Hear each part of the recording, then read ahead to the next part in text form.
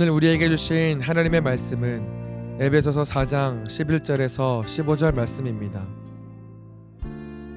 그가 어떤 사람은 사도로, 어떤 사람은 선지자로, 어떤 사람은 복음 전하는 자로, 어떤 사람은 목사와 교사로 삼으셨으니 이는 성도를 온전하게 하여 봉사의 일을 하게 하며 그리스도의 몸을 세우려 하심이라. 우리가 다 하나님의 아들을 믿는 것과 아는 일에 하나가 되어 온전한 사람을 이루어 그리스도의 장성한 분량이 충만한 데까지 이르리니 이는 우리가 이제부터 어린아이가 되지 아니하여 사람의 속임수와 간사한 유혹에 빠져 온갖 교훈의 풍조에 밀려 요동하지 않게 하려 함이라. 오직 사랑 안에서 참된 것을 하여 범사에 그에게까지 자랄지라. 그는 머리니 곧 그리스도라. 오늘 이 말씀에 많은 애 받으시기 바랍니다.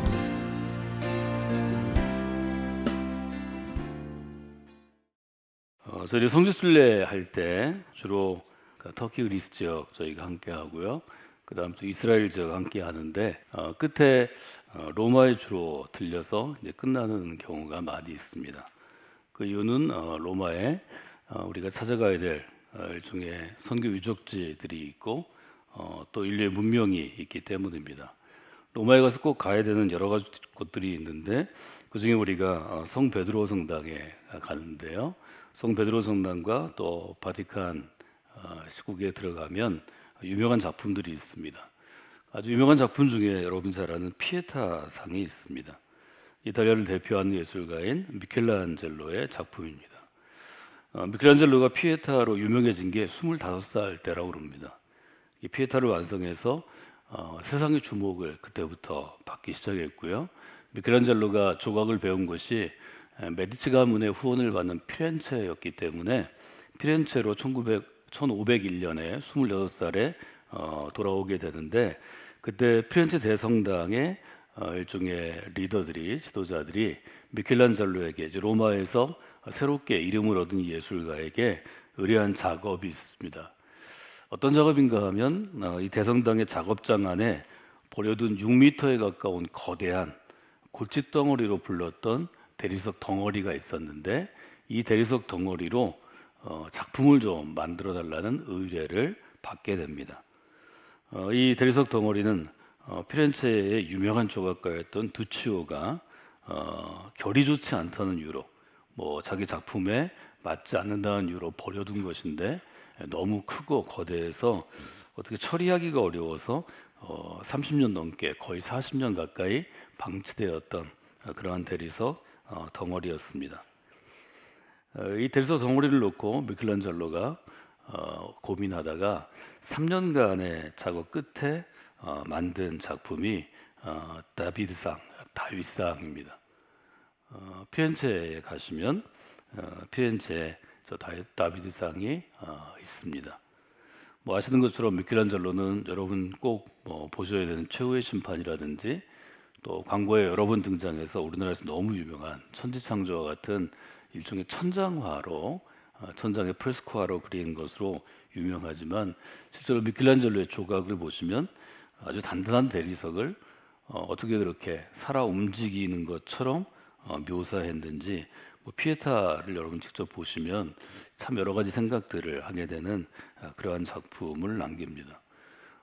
피렌체에서 여러 가지 얘기들을 남겼는데요. 조각학교에 들어가서 아주 위대한 조각가의 스승을 두고 18살에 들어갔다가 1년 만에 배울 게 없다고 뛰쳐나오기도 하고 이런 천재적인 예술가이기도 합니다.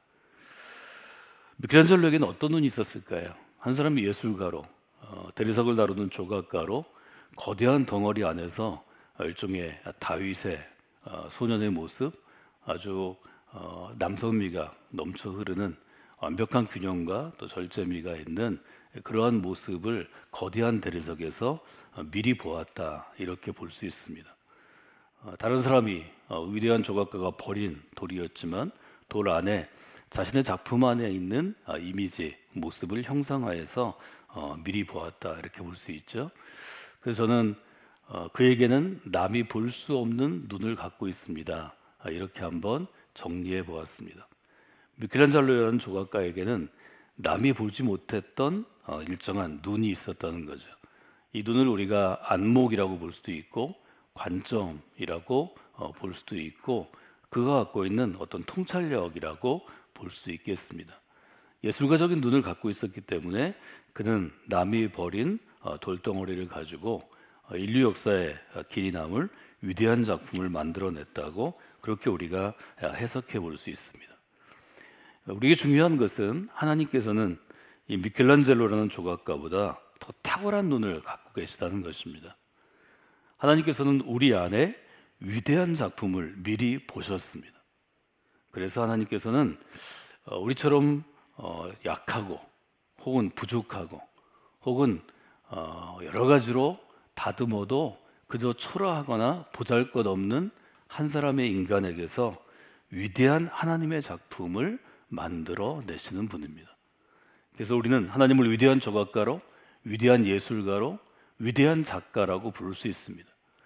바울은 이 점을 너무 잘 알았기 때문에 에베소서에 보내는 편지 가운데 이렇게 고백합니다. 우리는 하나님의 위대한 작품입니다. 하나님께서 선한 일을 하시기 위해서 하나님께서 그리스도 예수 안에서 우리를 만들어 주셨습니다. 여러분이 하나님의 위대한 작품이라는 것을 새해를 시작하면서 한 번 더 여러분에게 좀 선언하시면 좋겠습니다. 선포하시면 좋겠습니다. 여러분의 마음에 새겼으면 좋겠습니다. 여러분의 영혼에 새겼으면 좋겠습니다. 우리는 하나님의 위대한 작품입니다. 어제 새벽에 우리는 찬양을 통해서 고백했습니다. 하나님이 우리를 불러주신 것, 하나님이 나를 불러주신 것에는 후회하심이 없습니다. 하나님이 나를 선택하신 그 선택에는 실수가 없으십니다. 이것은 믿음으로만 가능한 고백입니다.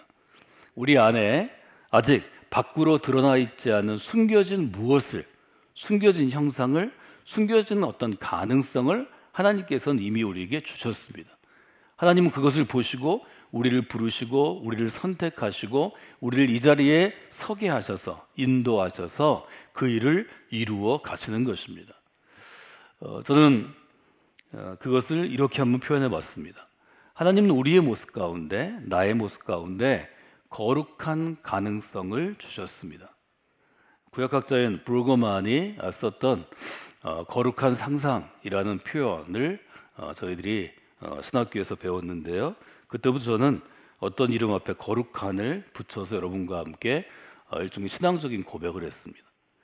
여러분 안에는 거룩한 가능성이 있습니다. 제 안에 거룩한 가능성이 있습니다. 여러분이 만나는 누군가에게 성관계 믿음의 공동체에서 만나는 어떤 성도 안에 거룩한 가능성이 있습니다.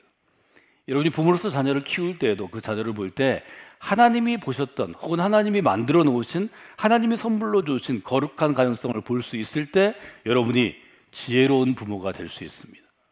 아이의 생명을 사랑하고 아이의 인생을 기대하고 아이의 인생이 꽃 피어나갈 수 있게 지도할 수 있는 아주 위대한 부모가 될 수 있습니다. 위대한 부모는 내가 똑똑하거나 내가 좋은 학교 나왔거나 내가 좋은 직업을 가졌거나 내가 유능해서 되는 것이 아닙니다. 하나님의 눈으로 하나님의 마음으로 한 인간 가운데 숨겨두신 하나님의 거룩한 가능성, 하나님의 창조의 능력, 하나님께서 주시는 인간을 향한 사랑의 마음, 하나님이 갖고 있는 위대한 은혜의 마음이 있을 때 그때 한 사람의 인생 가운데 그것이 꽃 피어나고 열매 맺게 되는 것입니다. 어제 제가 말씀드린 것처럼 한국 사람은 자신을 불행한 존재로 인식하는 사람이 너무 많이 있습니다. 10중 8구, 아니 10명이 10명이 될 수도 있을 것 같습니다. 내가 너무 연약한 존재라고, 내가 너무 부족한 존재라고, 다른 사람이 나를 싫어한다고, 다른 사람에 비해서 나는 너무 뭐가 모질라서 열등한 존재라고, 자기 비하, 열등감, 상처투성이, 이런 사람이 너무 많이 있습니다. 이것은 바울의 용어로 하면 쓸모없는 존재입니다. 오네시모에게 보낸 오네시모를 향해서 바울은 쓸모 있는 존재라고 얘기합니다. 여러분, 하나님 안에서는 어떤 사람도 어떤 인간도 쓸모 있는 존재입니다. 하나님의 손에 붙잡히면, 하나님이 선택하시면, 누군가 하나님의 마음으로 그를 품으면 그는 쓸모없는 존재에서 쓸모 있는 존재로 바뀌어지는 것입니다. 여러분, 믿음은 어떤 것인가요? 믿음은 과거의 모습을 보는 것이 아닙니다. 믿음은 과거로부터 이어져 온 지금의 모습을 보는 것이 아닙니다. 이 사람이 하나님의 손에 붙잡혀서 그리스도 안에서 새로운 표대를 세우고 그 표대를 향하여 달려나갈 때 새롭게 변화될 미래의 모습을 보는 것입니다. 그래서 믿음은 기대하는 것입니다. 믿음은 과거의 사람이 아니라 미래의 사람을 보는 것입니다.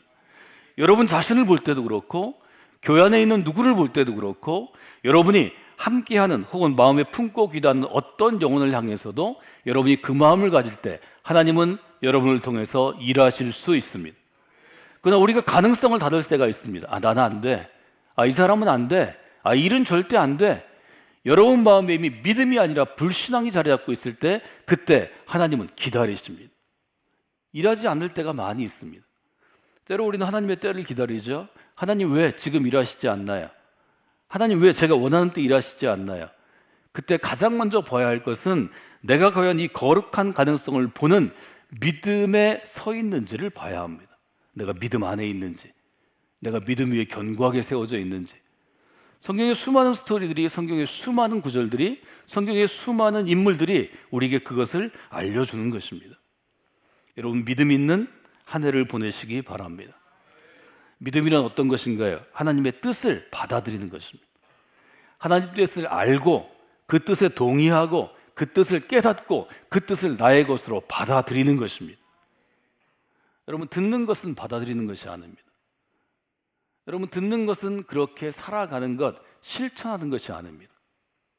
듣기만 해서 하나님의 뜻을 이룰 수는 없습니다.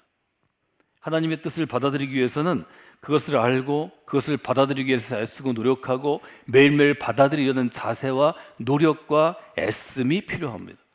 하나님의 뜻을 받아들이고 하나님의 계획을 받아들이고 하나님의 마음을 받아들이고 하나님의 생각을 받아들이는 것입니다.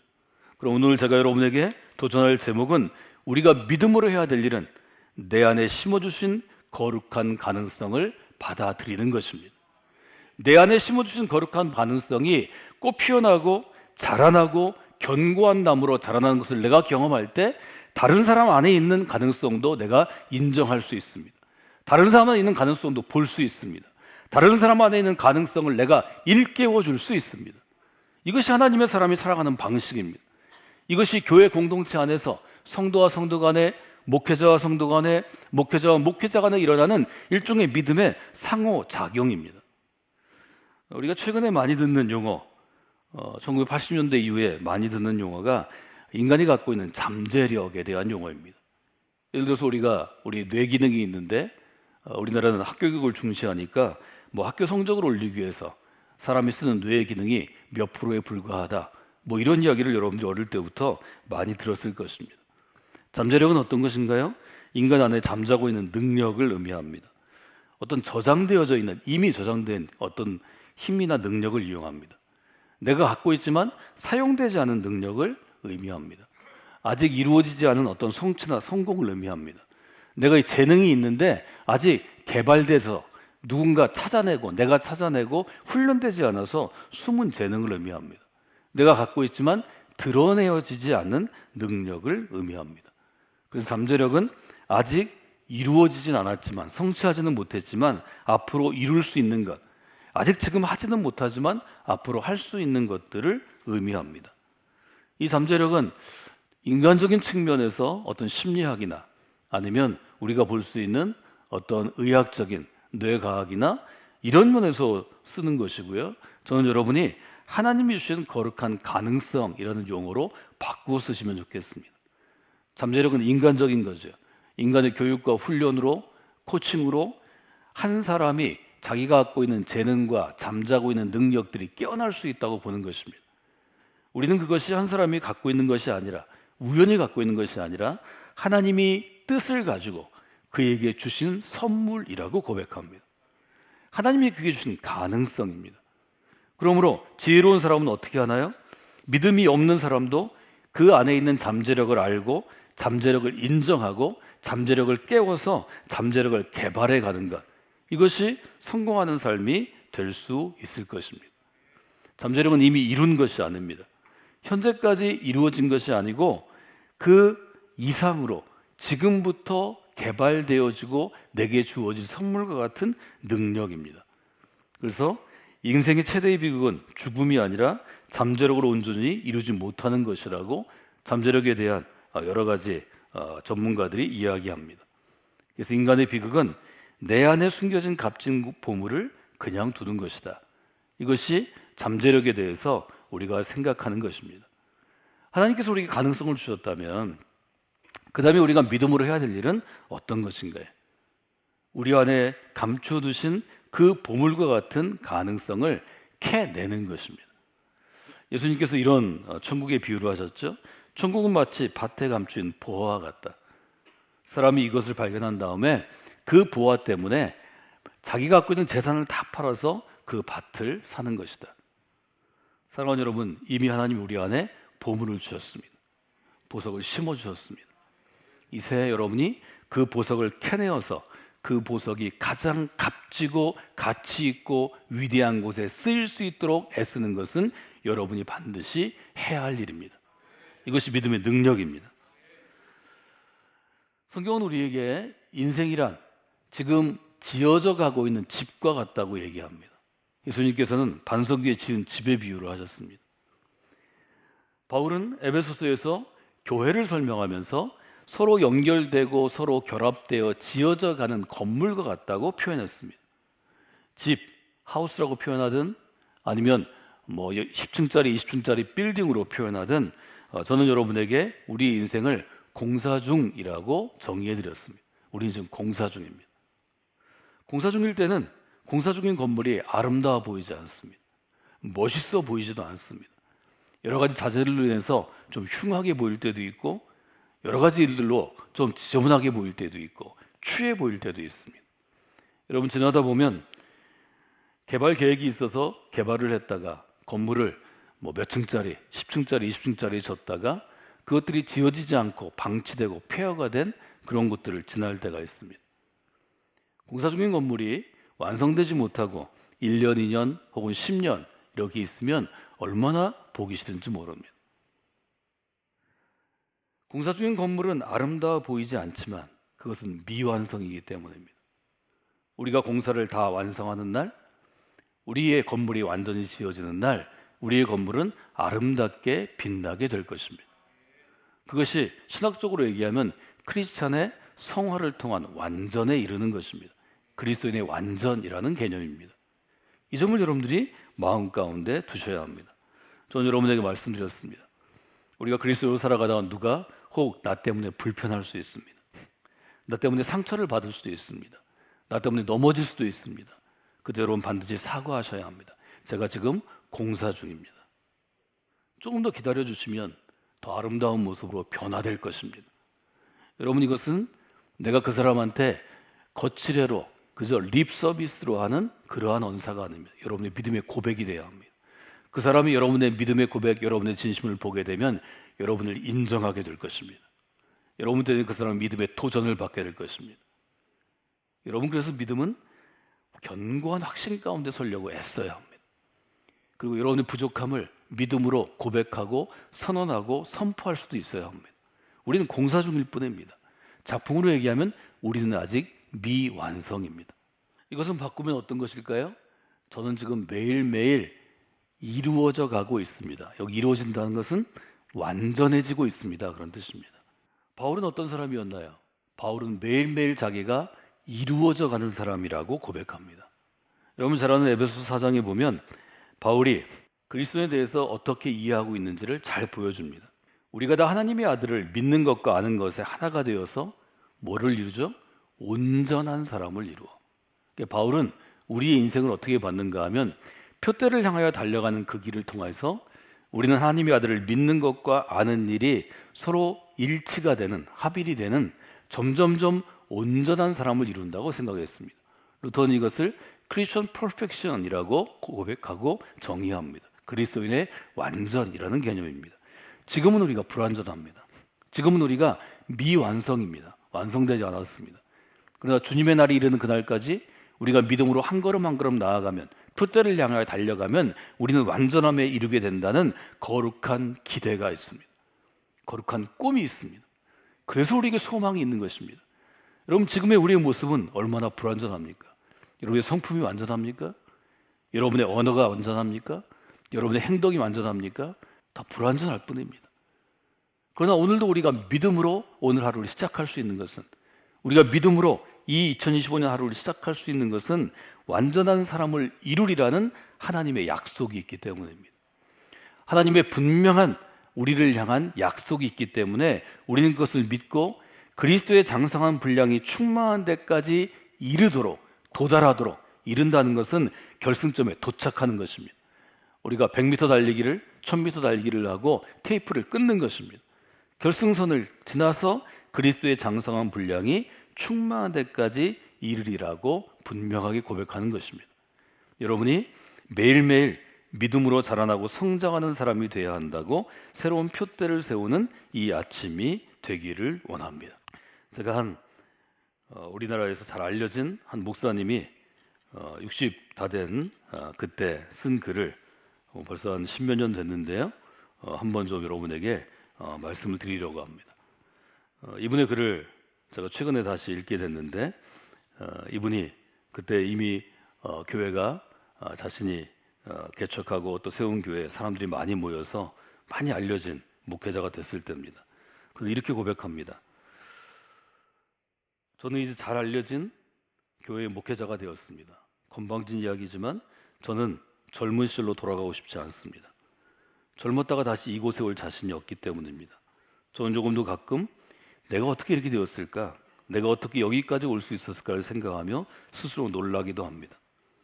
그러나 그와 같은 만족함 때문에 저는 그것을 누리고 즐기는 것은 잘하고 있지만 그것을 잊어버리지 못하고 새로운 표대를 세우지 못했습니다. 자기 성공에, 목회자로서의 성공, 교회가 부흥하는 것, 또 이름이 알려지고 여기저기 불려다니는 것, 그것 때문에 새로운 표대를 세우는 것에 내가 소홀했다는 것을 고백합니다. 그래서 이렇게 고백합니다. 지금 제가 갖고 있는 실력으로 할 수 있는 일이 많이 있습니다. 그런데 지금 갖고 있는 실력이 제가 하나님께 드릴 수 있는 최고의 제 실력은 아닙니다. 저는 더 나은 실력으로 표대를 세우지 않고 살아가고 있는 저를 발견하고 반성합니다. 아직도 저는 더 나아갈 수 있는 사람이라고 생각합니다.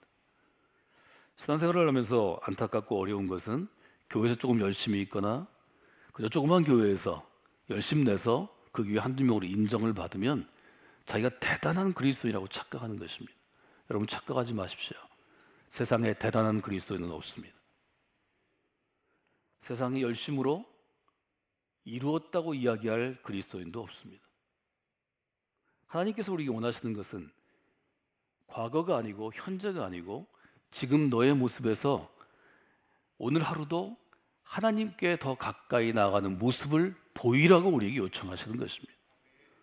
교회 안에서 여러분이 중직이 될수록 저처럼 교회 안에 앞에서는 목회자나 또 설교하거나 가르치는 역할을 하거나 일을 앞에서 주도하는 리더의 역할을 하는 사람일수록 이 점이 더 분명해야 합니다. 하나님께서 분명하게 이야기하시는 것은 너는 아직 더 완성될 부분이 남아있다고 우리에게 이 새벽에 말씀해 주시는 것입니다. 오늘 하루 여러분이 지금 어떤 열심을 갖고 있든 교회를 몇 개를 졌든 전도를 어떻게 했든 헌금을 어떻게 했든 뭘 어떻게 했든 이 새벽에 하나님께 구할 것은 하나님, 제가 오늘 조금 더 좋아질, 조금 더 나아질, 조금 더 이루어갈, 조금 더 성숙해갈 부분은 어떤 것인가를 물으셔야 합니다. 하나님은 그런 사람을 귀히 여기시고 그런 사람에게 일할 기회를 주시고 그런 사람이 쓰임 받는 것입니다. 저는 여러분이 만족하지 않는 그리스도인이 됐으면 좋겠습니다. 이것을 저는 여러분에게 거룩한 불만족이라고 말씀해 드렸습니다. 하나님이 원하시는 건 어떤 것인가요? 지금 오늘의 내 모습보다 더 성장하고 발전하는 것입니다. 하나님, 제가 더 성장하고 발전하기를 원합니다. 하나님, 제가 더 나은 것을 하나님께 드리기를 원합니다. 하나님, 제가 사도 바울처럼 새로운 표대를 세우고 그것을 얻기 위해 이미 이루었던 뒤는 돌아보지 않고 앞으로 달려가기를 제가 원합니다. 오늘 새벽 여러분이 이렇게 기도하신다면 하나님께서 여러분의 삶을 붙잡아 주실 것입니다. 여러분의 새로운 문을 열어주실 것입니다. 새로운 기회를 주실 것입니다. 여러분이 그 믿음으로 살아가야 합니다. 그래서 여러분 안에 매일매일 더 성장하기를 원하는 마음, 더 성숙하기를 원하는 마음, 더 발전해 나가기를 원하는 마음, 나보다 더 나은 나를 하나님께 헌신하기를 원하는 더 나은 헌신을 꿈꾸는 삶이 되어야 합니다. 그런 사람이 하나님 나라에서 더 귀한 역할을 할 수 있습니다. 하나님의 나라를 세울 수 있습니다. 여러분, 교회에 거침돌이나 걸림돌이 되어서는 안 됩니다. 교회 안에 교회를 더 견고하게 세우고 교회 안에 교회를 더 교회답게 하는 일에 쓰임받는 사람이 되기를 매일 새벽 여러분을 연단해서 쓰셔야 합니다. 바울이 내 몸을 쳐서 복종한 것처럼 여러분들이 그렇게 되는 분들이 되시기를 주님의 이름으로 부탁을 드립니다.